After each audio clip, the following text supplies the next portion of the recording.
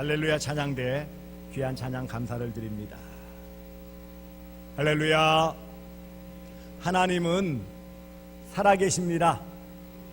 살아계신 우리 하나님 아버지의 무궁하신 사랑과 측량할 수 없는 은혜가 여러분 삶에 늘 함께 하시기를 축복합니다.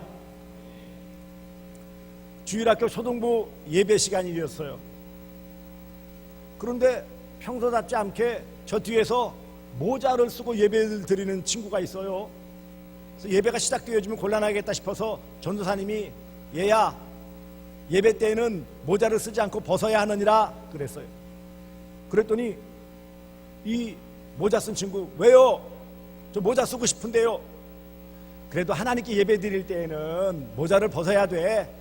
그랬더니 이 맹랑한 친구가 그러면 전도사님은 왜 안경을 썼어요? 그러니까 그거야 눈이 나빠서 썼지. 그랬더니 그렇죠, 저는 머리가 나빠서 모자를 썼어요. 다행히 모자 쓰시고 예배 드리는 분은 한 분도 안 계십니다. 감사합니다. 오늘 본문 말씀 보시면 족보입니다. 족보 1절에 아브라함과 다윗의 자손 예수 그리스도의 계보라. 계보는 뭐예요? 족보를 말해요. 족보. 이 족보, 어느 나라에게는 어느 정도의 그런 뿌리를 찾는 족보들이 있지만 유달리 우리나라 사람과 유대인들은 족보를 굉장히 중시합니다. 목숨처럼 귀하게 여기고 그 가문의 그런 뿌리를 찾는 일, 그것을 드러내는 일에 굉장히 많은 노력을 합니다. 그래서 족보를 연구하는 학문이 있을 정도예요. 그런데 이 마태복음은 족보로 시작하는 그런 책입니다. 문제는 마태복음 1장에 나와 있는 족보를 보니까 자세히 살펴보면은 그냥 쭉 읽으면은 뭐 그런가 보다 할지 모르지만 조금 눈여겨보면 이상한 점이 한두 가지가 아니에요. 무엇보다 먼저 이 예수님이 탄생하기까지의 이 족보를 쭉 기록해 놓은 것을 보면 무엇보다 장남에 계승되어지는 족보가 아니라는 거예요. 일반적으로 족보는 누구부터 쓰죠? 장남부터. 둘째 아들, 셋째 아들. 또 대개 가문들은 남자만 쓰고 조금 그래도 진보적인 입장에 있는 사람들은 여자도 요즘 족보에 넣는 경향이 있습니다. 하지만 어찌되었든 족보는 마지부터 쓰는 거예요. 마지, 장남. 그런데 오늘 읽어드린 본문에서만 보셔도 그렇지 않은 모습을 보여요. 이삭이 장남일까요? 그렇지 않을까요? 이삭은 실제로 아브라함에게 있어서는 첫 번째 아들은 아니에요. 첫 번째 아들은 사실 이스마엘이 있어요. 이스마엘이 형이에요. 오늘 아브라함이 이삭을 낳고 했지만 이삭보다 앞서 이스마엘을 낳았어요. 그래서 지금도 아랍 쪽에 있는 이슬람교를 믿는 사람들은 아브라함이 이스마엘을 낳고 이런 족보로 시작합니다. 그리고 야곱도 장남이 아닙니다. 쌍둥이이지만 형 에서가 있어요. 형 에서를 제껴놓고 이삭은 야곱을 낳고, 아니 쌍둥이로 불과 얼마 차이 나지 않는 에서는 왜 쏙 빼놓고 야곱만 기록했느냐고요.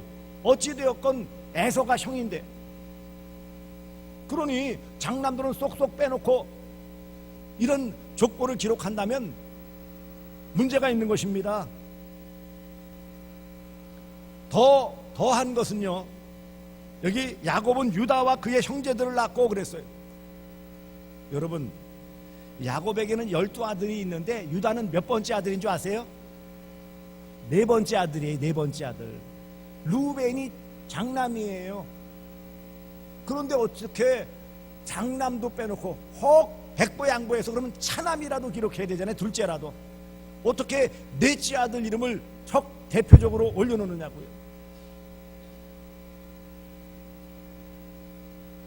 그러니 예수님의 족보는 장자가 계승하는 그런 족보가 아니다. 족보로서 문제가 있다라는 것을 알 수 있습니다.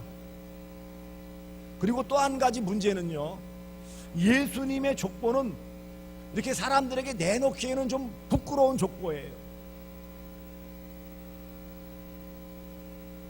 예수님의 족보에, 물론 일반적으로 족보에 여자 이름이 잘 안 들어가는 것은 있지만 어쨌든 넣었던 것은 귀한 일인데, 거기에 보시면은요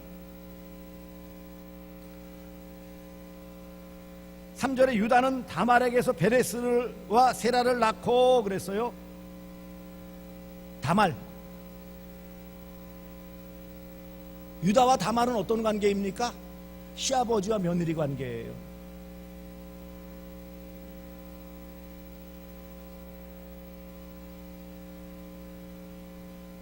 뿐만 아니라 5절에 살몬은 라합에게서 보아스를 낳고, 라합은 이방 땅 여리고성의 창녀였어요.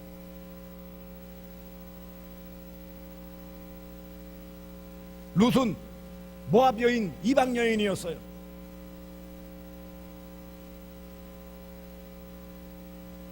육 절에 보시면 다윗은 우리아의 아내에게서 솔로몬을 낳고, 아니 다윗은 우리아의 아내, 우리아라는 남편의 이름이 들어가서 그 사이에 솔로몬을 낳고, 족보에 이러면 안 되는 거잖아요.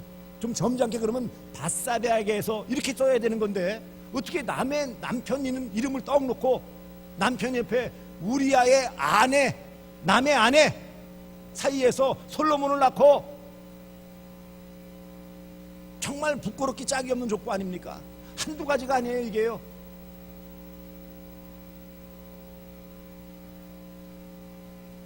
한편으로 이런 족보를 쭉 보면은요, 아는 인물도 있지만 모르는 사람들이 대부분이고 지루합니다. 장자 계승의 족보도 아니고 여러 가지 부끄러운 시아버지와 며느리, 이방인 창기, 혹은 남의 아내, 이런 부끄러운 족보들을 왜 기록하고 이것을 왜 내놓느냐고요. 그것도 1절에 보시면 아브라함과 다윗의 자손 예수 그리스도의 계보라, 예수 메시아의 족보다. 어떻게 이렇게 떳떳이 당당히 밝힐 수 있습니까? 사실 저도 성경을 읽으면서, 신학을 공부하면서, 아니 예수님의 족보를 왜 이렇게 기록하셨을까? 뭐 다른 일반적인 이전에 어떤 그런 위인들의 족보, 그런 내용들 미화시키고 꾸미고 그렇게는 안다 할지라도 좀 놔두면 안 되겠나? 굳이 들춰낼 필요는 없잖아요. 그리고 왜 이런 족보로 메시아의 계보라고 하면서 기다리던, 유대인들이 기다리던 메시아다, 왜 오히려 실망을 끼칩니까? 유대인들은 족보를 금쪽같이 여기는데, 그들이 그토록 기다리던 메시아가 이런 형편없는 족보에 나타난 사람들의 후손이다. 그럼 얼마나 부끄럽겠느냐고요. 그럼에도 불구하고 왜 하나님께서는 세리 마태를 통하여 이런 장자계승의 족보도 아니요, 부끄러운 족보, 일반적인 족보의 모습이 아닌 이런 족보를 기록하게 하셨을까요? 여러분들은 혹시 가정에 족보가 있으십니까? 뼈대 있는 가문일수록 족보를 귀하게 여겨가지고 그거 다 올려놓습니다. 그다음에 그 이름에 학렬이 돌아간다 그러죠. 제가 병자 돌림이죠. 그러면 우리 윗대는 식자 돌림이에요. 민관식, 그러면 아재뻘이에요. 그 위에는 영자 돌림에 민영환 할아버지 뻘이에요. 저희 조카는 기자 돌림입니다. 민복기 대법원장이 조카 뻘이었어요. 이렇게 학렬로 되어지고 탁 보면 아, 족보가 이렇게 되는구나 다 알 수 있는 거예요. 그래서 우리가 은근히 뼈대에 있는 가문, 전에 누가 그러더라고, 어이구 민가는 그래도 괜찮은데요, 8대 양반성에 들어가는데요 그러더라고요. 8대 양반성인지 모르지만 어쨌든 족보에 있고 그렇다니까 뿌듯했긴 뿌듯했어요. 예수님의 족보, 일반 족보와 많이 다른 이유가 무엇이냐고요. 그것은 바로 하나님께서 의도하신 바를 나타내시기 위한 족보라는 거예요. 그리고 더 한 가지 들어가면 인생은 별 수 없는 존재다. 우리가 알고 있는 대단히 아브라함 그런 믿음의 조상, 다윗 그러면 그 이스라엘의 모든 것의 융성기에 가장 왕성했던 시기에 대표적인 인물 그렇게 뽑는, 그래서 아브라함과 다윗 그렇게 추앙을 하는 인물들인데, 그럼 아브라함은 장남을 기록했느냐? 다윗은 우리아의 솔로몬을 통해서 아들 낳았다. 부끄러운 인생이다. 보여주는 거예요. 그럼에도 불구하고 오늘 다윗의 자손 예수 그리스도의 계보라. 예수 그리스도, 예수는 예수님이 탄생하기 전에 이미 이름을 지어주는, 이 본문 뒤에 나오는 마태복음 1장 21절에 자기 백성을 저희 죄에서 구원할 자라 라는 의미로서 이미 하나님께서 천사장 가브리엘을 통해서 이름을 마리아에게, 요셉에게 알려주신 이름이에요. 그렇지만 그리스도라는 이름이 무엇입니까? 그리스도는 헬라어로, 이 히브리어로서 기름 부음 받은 자라는 뜻이에요. 왕이나 제사장이나 선지자나 기름 부음 받은 자를 의미하는 거예요.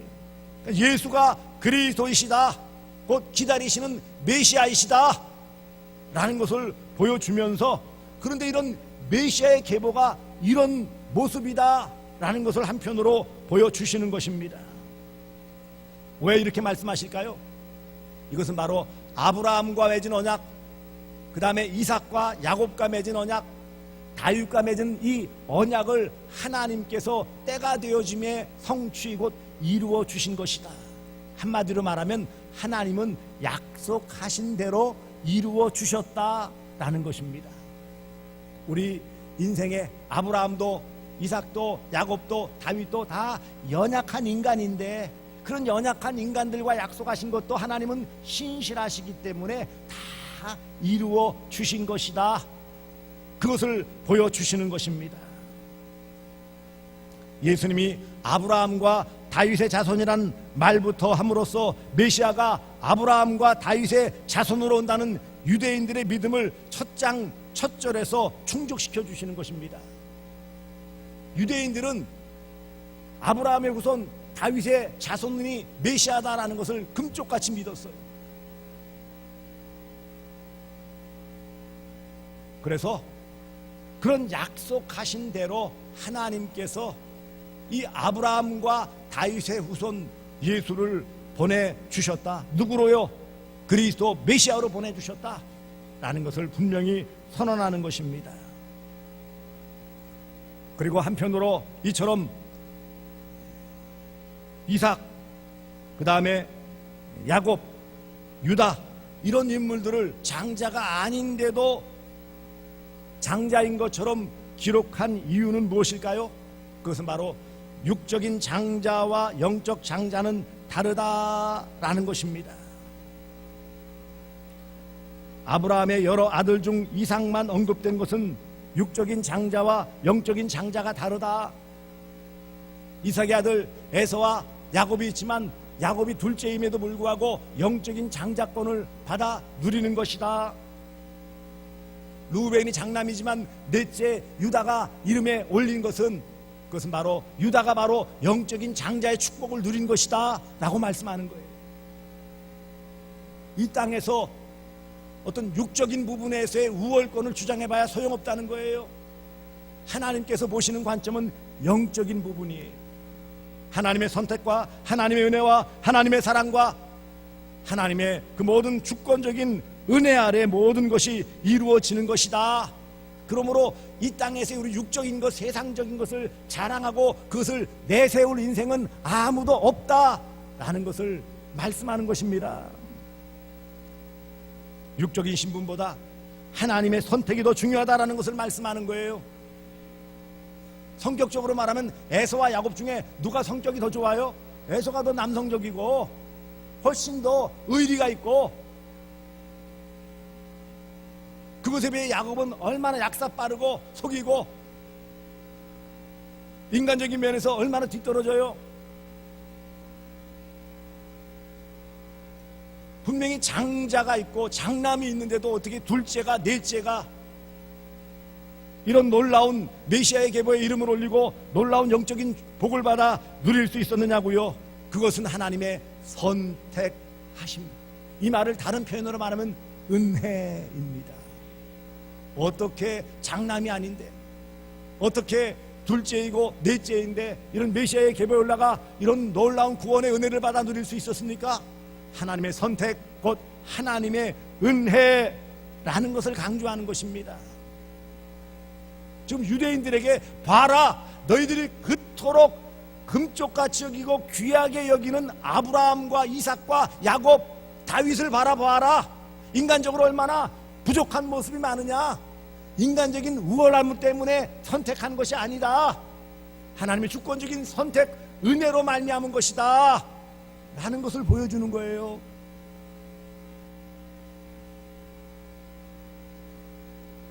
더 나아가 이런 부끄러운 여인들을 기록하는 것은 무엇입니까?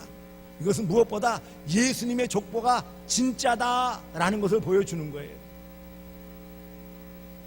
그리고 더 나아가 이런 부끄러운 모습이 있지만 그래도 과거를 용서하시고 품으시고 은혜로 함께 해주시는 한량없는 하나님 아버지의 은혜와 사랑을 말씀하고 있는 것입니다. 복음의 은혜, 구원의 은혜가 얼마나 큰 것인가를 보여주는 것이 바로 이 여인들의 이름이 올라가는 거예요. 한마디로 과거의 모든 연약함들을 용서하시고 그 죄를 기억도 아니하시는 자비로우신 하나님 아버지, 예수님의 족보에 잘 넣지 않는 여자까지 기록되어져 있는 이유가 그것입니다. 그 중에 룻은 모압 여인이에요. 이방 여인입니다. 나머지 3명은 다 더 부끄러운 불륜을 저질렀던 여인입니다. 유대인들은 이 세리를 요즘 표현하면 친일파 매국노처럼 경멸히 여겨서 지옥 갈 자로 여기는 그런 존재입니다. 그런데 그런 세리보다 더 경멸하는 계층이 있었으니 바로 창녀입니다. 그런데 라합은 여리고성 이방인 창녀로 기록되어져 있습니다. 다말은 유다의 장자인 엘의 아내였으나 엘이 죽자 창녀로 변장하여서 시아버지 유다를 유혹하여 아들을 낳은 집요한 여인입니다. 우리아의 아내 바세라는 남편 우리아가 전쟁터에 나가 목숨을 걸고 싸우고 있는 그때에 다윗과 눈이 맞아 정을 통한 정말 부끄러운 여인입니다. 이것은 바로 무엇을 말하는 것입니까?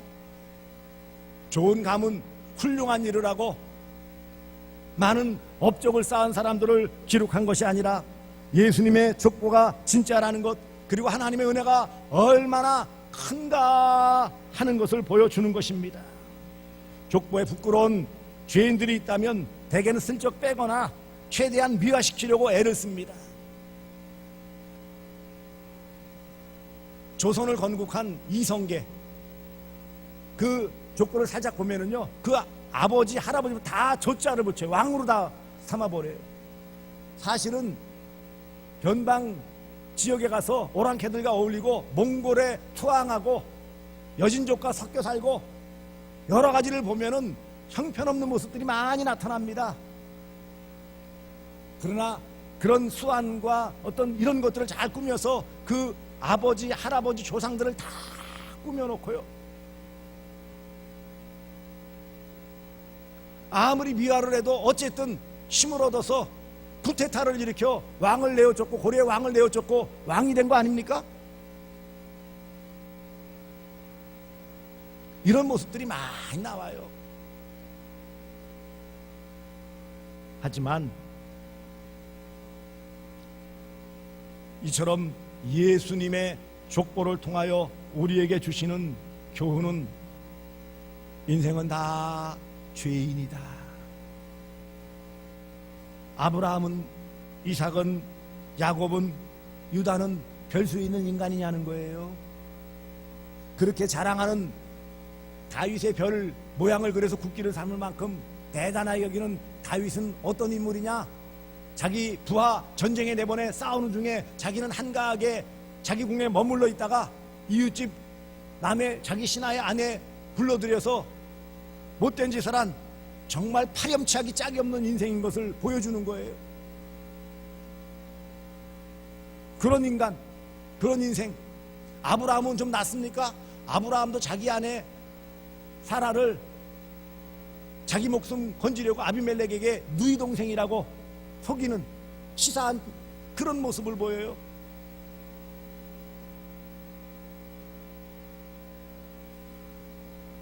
결국 이 족보를 통하여 주시는 의미는 무엇입니까? 하나님은 약속하신 대로 구원의 은혜를 베푸시기 위해 이 땅에 메시아 구세주 예수 그리스도를 보내주셨다는 거예요. 약속대로 아브라함과 다윗의 후손으로 보내주셨다라는 것입니다. 그리고 이런 하나님의 선택으로 아브라함도 갈대아 우르에서 선택을 받아 갈 바를 알지 못하는 가운데 가나안 땅으로 왔고, 이삭도 야곱도 마찬가지죠. 선택하여 주셔서 장남이 아닌데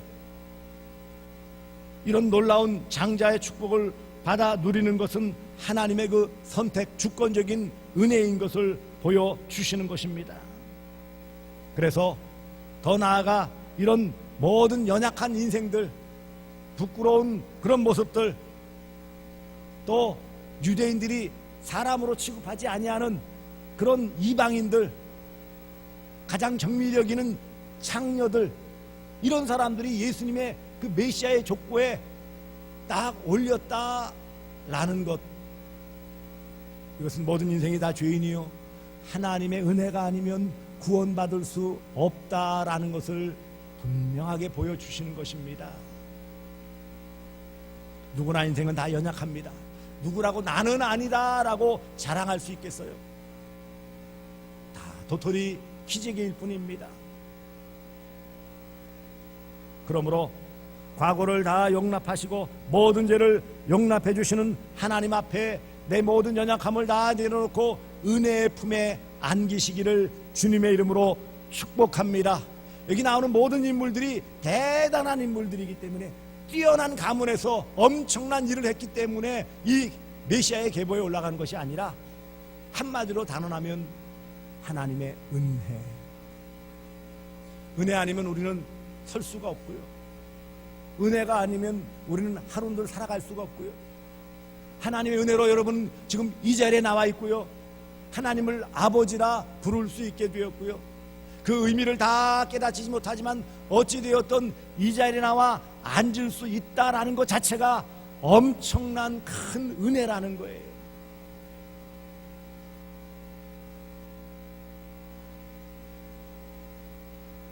다 어떤 일들이 벌어진 다음에 그 일들을 수습하려고 하면 그 일들은 이룰 수가 없습니다. 중국의 위나라 때 문우라는 그런 왕이 있을 때 우리가 잘 알고 전설적인 그런 의사인 편작이 있었어요. 화타와 편작은 중국의 아주 전설적인 의사죠. 이 편작에게 물었습니다. 그대의 형제들은 모두 의술에 정통하다고 들었는데 누구의 의술이 가장 뛰어난가 물었어요. 그랬더니 편작이 솔직하게 대파는 거예요. 저희 맏형님이 가장 으뜸이고 그 다음 둘째 형님이 다음이고 저는 가장 부족합니다 그러는 거예요. 사람들이 알려진 바로는 첫째 둘째는 이름도 안 알려졌고 오직 편작만 알아주고 있는데 어찌된 영문인가 물었어요.